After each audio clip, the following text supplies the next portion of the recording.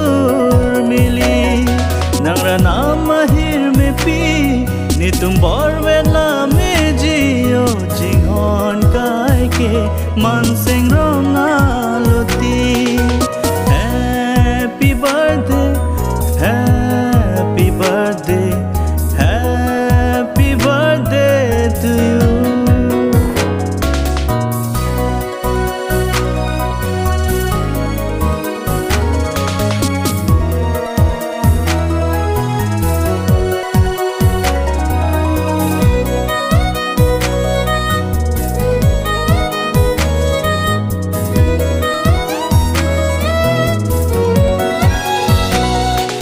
Jang so nang jon pan non ke tai nila nang riro atum arpu ke dola ri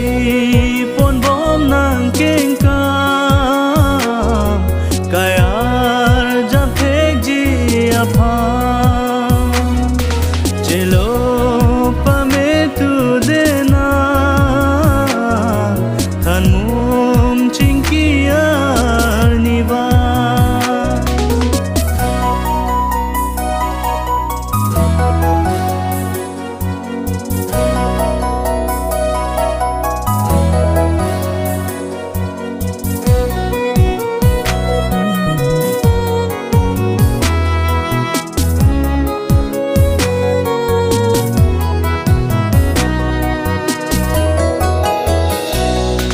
nim Sophia sema la pena muma ke mea charnam sarupache thangna nang mangmun ka hema